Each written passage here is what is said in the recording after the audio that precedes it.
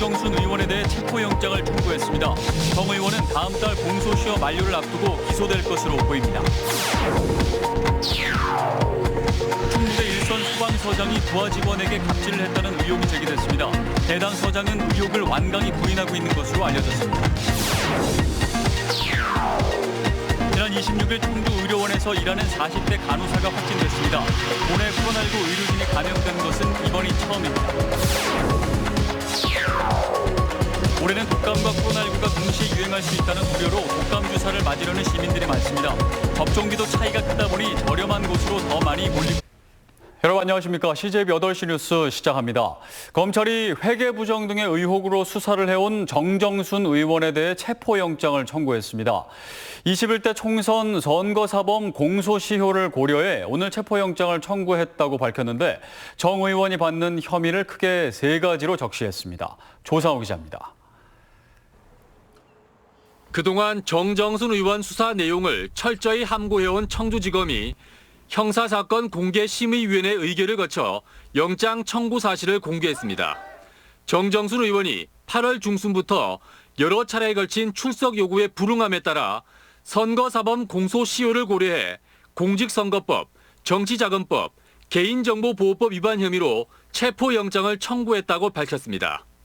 공직선거법과 정치자금법 위반은 회계 책임자가 고발한 회계 부정 의혹과 일부 청주시의원이 정 의원에게 선거 자금을 건넸다는 의혹과 관련된 것으로 보입니다. 실제 검찰은 선거 자금 제공설과 관련해 최근 청주시의원 1명을 소환 조사한 걸로 알려졌습니다. 개인정보보호법은 청주시 자원봉사자 명단 유출로 구속된 캠프 수행비서의 공판에서 검찰이 수행비서와 정 의원을 공범으로 본다고 이미 밝힌 바가 있습니다. 체포영장 청구로 10월 15일 공소시효 만료 전 정정순 의원에 대한 기소는 기정사실이 됐습니다. 다만 현역 국회의원은 회기 중 불체포 특권이 있어 국회 동의 없이 정 의원 체포는 불가능한 상황입니다. 정 의원에 대한 수사는 지난 6월 선거 캠프 회계 책임자의 내부 고발로 촉발됐고 개인정보보호법 부분은 이미 3차 공판까지 진행된 반면 수사의 핵심인 회계와 정치자금 부분은 검찰과 정 의원의 치열한 수싸움이 전개되는 양상입니다. CJB 뉴스 조상우입니다.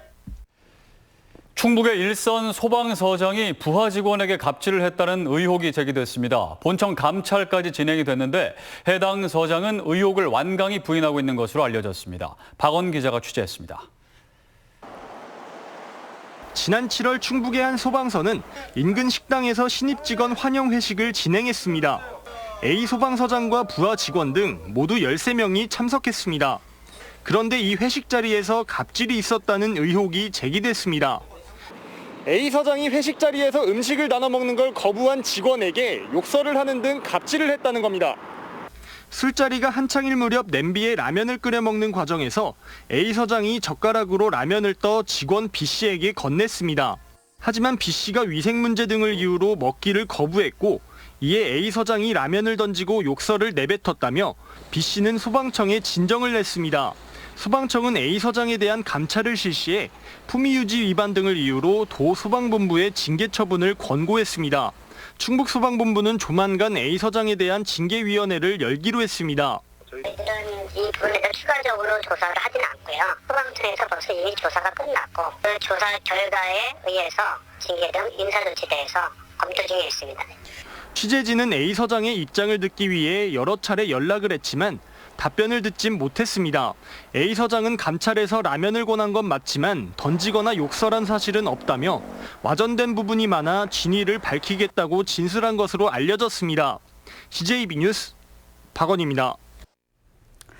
도내 코로나19 의료진 가운데 첫 확진자가 발생했습니다. 청주의료원에서 일하는 40대 간호사로 주말 사이 가족까지 추가로 확진됐습니다. 음성의 60대 확진자는 최근 집단 감염이 이어지고 있는 서울의 한 사우나를 다녀온 것으로 확인됐습니다. 안정은 기자의 보도입니다. 지난 26일 청주의료원 코로나19 격리병동 간호사인 40대 A씨가 확진됐습니다. 도내에서 코로나19 의료진이 감염된 것은 이번이 처음입니다. A씨는 청주의료원이 지난 2월 코로나19 감염병 전담병원으로 지정된 후 줄곧 격리병동 간호사로 일해왔습니다. 청주의료원의 코로나19 의료진은 40여 명으로 A씨는 6층 격리병동 근무자로 알려졌습니다. A씨의 접촉자로 분류된 33명에 대한 검체 채취를 마쳤고 현재 25명이 자가격리 중입니다. A씨의 확진 이후 형제와 배우자 등 가족 2명도 확진돼 A씨와 함께 청주의료원에 격리 입원됐습니다. 도보건당국은 A씨가 환자를 응급처치하는 과정에서 확진된 것으로 추정하는 한편 외부 감염 가능성도 열어두고 있습니다. 음성에서도 추가 확진자가 발생했습니다. 지난 8일 서울 신림동의 한 사우나 시설을 방문한 60대 B씨는 관악구 보건소에 문자를 받고 실시한 검사에서 양성 판정을 받았습니다. B씨는 사우나 방문 이후 검사를 받기까지 20일 동안 별다른 증상이 없었던 것으로 알려졌습니다. 자가격리를 한 후에도 발생되는 사례를 봤을 적에 14일 이후에도 충분히 확진자로 확인될 수 있습니다. 추석 연휴가 코로나19 재확산의 중대 기로가 될 수 있는 만큼 지역 간 이동과 접촉 자제가 무엇보다 중요한 시점입니다. CJB 뉴스 안정은입니다. 코로나19와 독감이 동시에 유행하는 일명 트윈데믹 사태를 맞을 수 있다는 우려가 커지면서 올해는 독감 백신을 일찍 맞으려는 시민들이 많은데요. 병원마다 접종비 차이가 크다 보니 시민들은 조금이라도 저렴한 곳으로 발품을 팔고 있습니다. 조용관 기자입니다. 청주 한 의료기관입니다. 오후 1시부터 시작되는 독감 백신을 맞기 위해 시민들이 길게 줄을 섰습니다. 접종 대기자들이 몰리면서 한 곳이던 접종실도 임시로 로비에 3곳을 더 설치했습니다. 접종비가 25,000원으로 다른 병원에 비해 싼 이유가 가장 큽니다.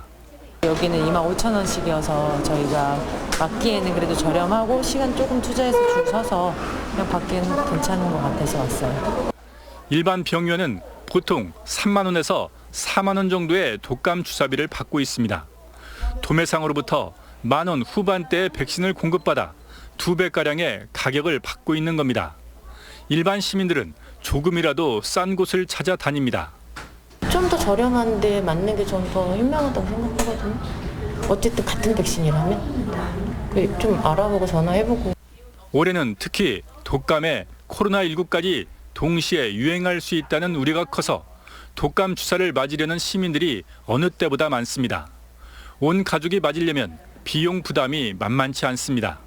병원의 권한이니까 저희는 다만 무료 접종에 대해서 저희가 하는 것이지 의료 접종에 대해서는 뭐 가격이라든지 뭐 이런 건 저희가 나갈 기회가 안 돼요.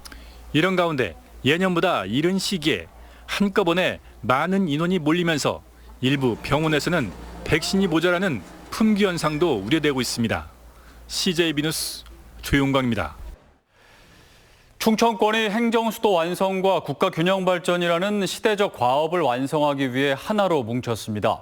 충청권 4개 시도는 세종시청에서 협의회를 출범시키고 행정수도 완성과 국가균형발전을 주도해 나가기로 했습니다. 구준회 기자입니다. 하나, 둘, 셋! 행정수도 완성을 위한 충청권 민관정 협의회가 출범했습니다. 지난 7월 김태년 민주당 원내대표가 행정수도 이전 이슈를 재점화하고 이시용 지사가 협의회 구성을 제안한 지 2달 만입니다. 협의회는 행정수도 완성은 수도권 1급 체제 피해를 해소할 유일한 방법이자 충청권이 앞장서 완수할 과제라고 목소리를 높였습니다. 실제 국토의 12%에 불과한 수도권 인구가 국가 전체 인구의 절반을 넘어선 반면 지방 시군구 상당수는 30년 안에 소멸 위기에 내몰렸습니다. 우리 지방은 공동화로 망할 지경이 있다는 것입니다. 이 문제를 해결하는 가장 척경 지름길은 우리가 행정수도 완성이라고 생각합니다. 행정수의 시작은 노무현대 됐지만은 완성은 우리 충청도민들이 해야 된다 그렇게 생각합니다. 협의회는 4개 시도 민간정을 대표해 시도지사와 광역의장, 국회의원, 민간대표 2명 등 5명씩 모두 20명으로 구성됐습니다. 협의회 아래에는 세부 사업 계획을 수립하고 집행할 운영위원회를 뒀습니다. 주요 사업은 시민 참여, 정책, 협력 사업으로 나눠 온오프라인 서명운동, 청와대 청원, 토론회와 간담회, 전국 연대 등을 추진하기로 했습니다. 협의회는 분기마다 개최하며 우선 가능한 과제부터 속도를 내기로 했습니다. 특히 국회 세종의사당이 조속히 건립될 수 있도록 국회법 개정과 건립 계획을 확정 추진하여 한편 민주당 행정수도 완성 추진단은 세종시에서 마지막 전국 순회 토론회를 마치고 국회 세종의사당 후보지를 둘러보며 행정수도의 조속한 완성을 다짐했습니다. CJB 뉴스 구준혜입니다.